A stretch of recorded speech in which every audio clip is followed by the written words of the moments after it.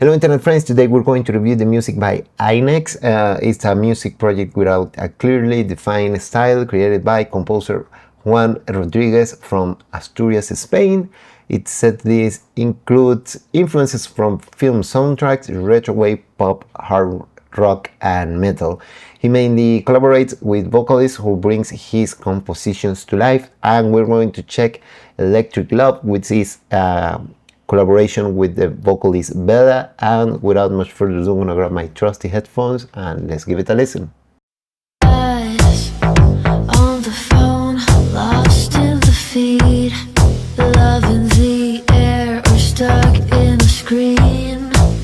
What you get is what you see. Boom, boom. Love won't sell, measured in height. Pay with a like, get a smile back. Store these eyes to make you believe. Can you feel what's in between? Electric love, behind the screen. We don't say less, right off the scale. Electric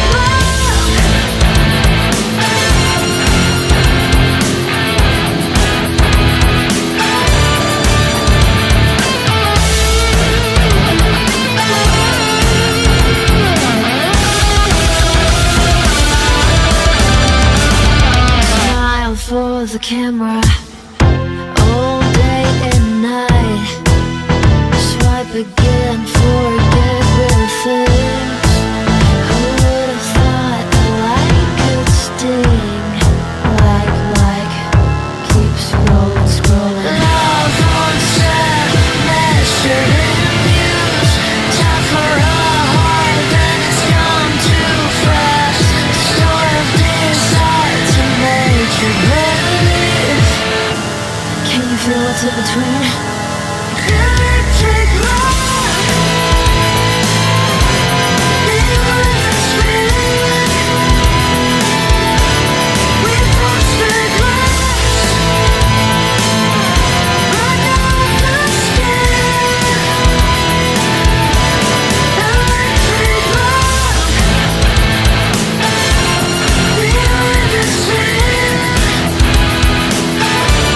We're rich, we're touched. I know it's real. Electric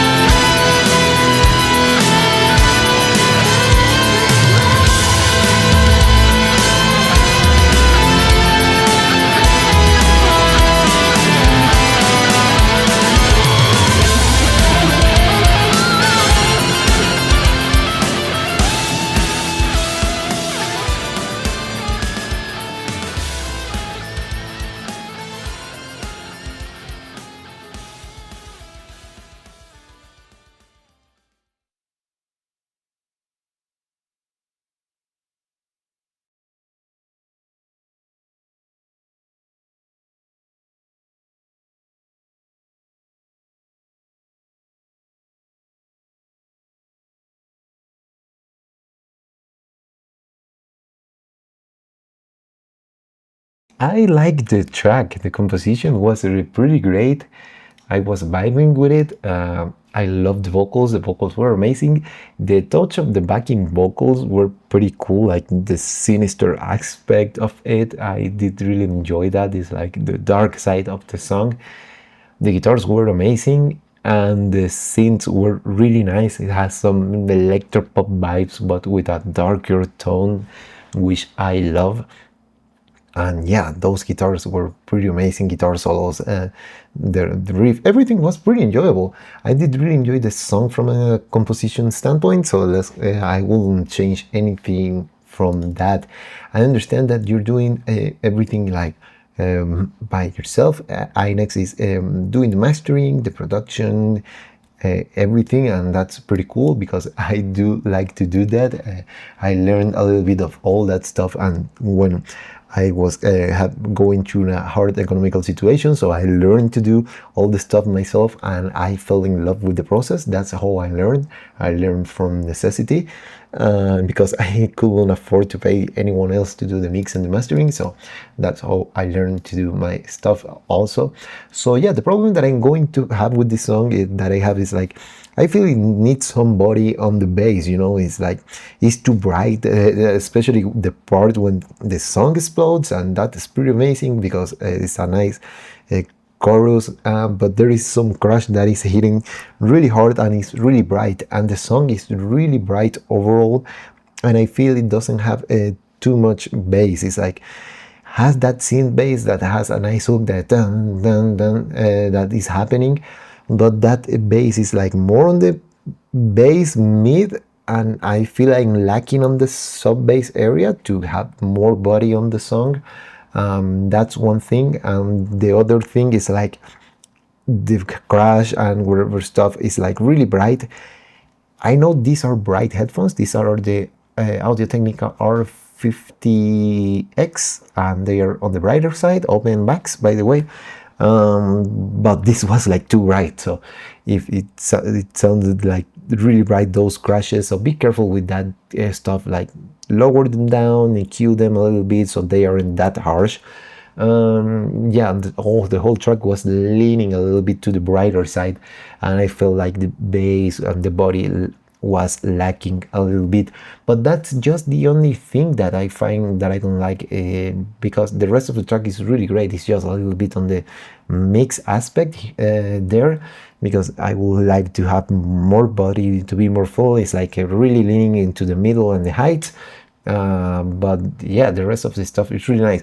There is a part that I felt that the vocals got a little bit lost, so a little bit of side chaining with the instrument that is clashing with the vocals will be great, but that's just minimal. It's not something that affects the song overall on that sense.